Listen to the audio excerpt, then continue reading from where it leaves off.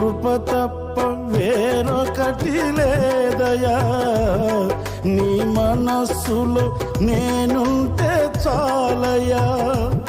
బహుకాలముగా నేనున్న స్థితిలో నీ కృప నాయడ చాలునంటివే.